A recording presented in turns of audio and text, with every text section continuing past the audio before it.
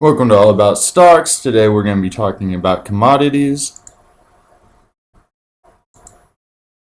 Good morning. It's 7:30 here in Texas. So, why make a video about commodities? Commodities are probably currently undervalued, or probably the most undervalued stocks on the stock market. And that's just right now, majority of people have not been investing in commodities. You do have a few that have soared. Let's say you saw the run up in steel, wood. You saw a few kind of run up. There's still the few that have not. Gold, you might see a breakout coming here shortly. Uranium, that is kind of seeing the inflection point. Now, there's a few that, well, of course, oil, that hasn't need to be said. But there's the few that are going to be seeing the jump off, and you're still going to see the runoff for lithium, for the electric cars, but that might take a while.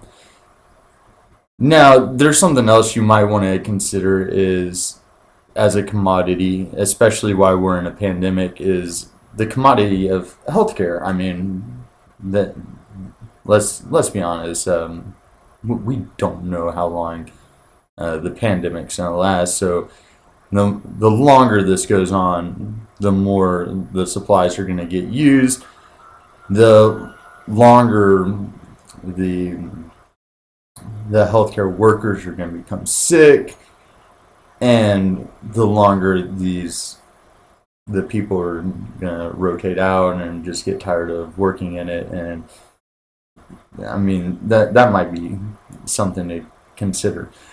Now, I'm not saying that healthcare is actually a commodity in the sense of actual basic materials, but it's just a thought, an outline thought.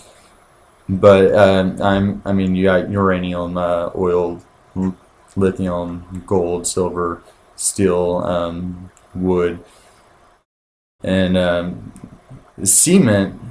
With the Build Back Better plan, cement might be a good way to go. I'm not sure if the Build Back Better plan is going to go. And I've heard so much different stories about what's in there, and I don't know if anyone actually knows. So I don't really know if I would go that way. Just due to the fact that no one really seems to know what's in the Build Back Better plan. However, you do have coal. Now, with it being winter, I know that Biden came through and closed down the coal plants. Supposedly he reopened them, closed them, reopened them. Now we're supposed to be going through natural gas. That would be the Slungberg Limited, SLB. You have a few others here. Like, I think PTN is just oil. Let's see down here. There we go. MBR and OKE. I'm not trying to pronounce that. And OVV. Once again, not trying to pronounce that. But these are some combined oil plays. I believe this one is just straight natural gas. And if you're interested in copper, I think copper's been on a run and supposedly continue to run with all the building of houses.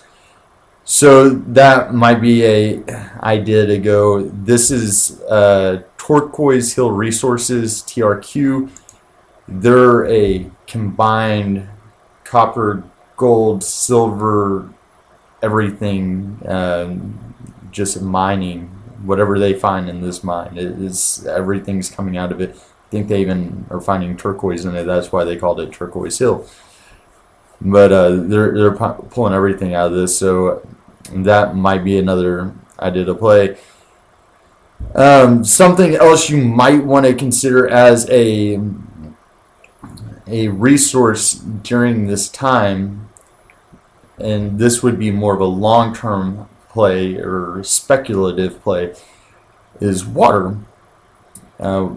Water's not so much on the commodity list, but it's becoming a commodity, especially with global climate change or global warming, however you want to phrase it, if you believe in it.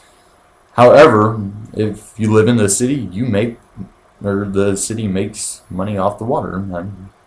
You can't debate that. If you're out in the country, you probably have a well and you don't have to worry about that. But the thing is if you're paying a water bill, then that's part of it. So you can buy into that and make some money off that because the water bills slowly go up in price. So you can see that as, hey, as water shortages go on, and look at California for an example. They are trying to ration their water. They just got a huge amount of water this year.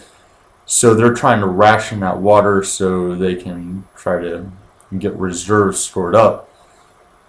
Now, that with a long-term play, that could really happen where, hey, you invest a lot of money into water, which literally comes from the sky, and hey, we might go months or years in a drought, and then all of a sudden, hey, we get flooded and there goes your money. Or in the next few years, we might get droughts, just one after another, and all of a sudden they put water on this huge commodity list, and you need water. You have to have it for survival. Plants have to have it for survival. You need food. So, in essence, that might be one of the best long-term,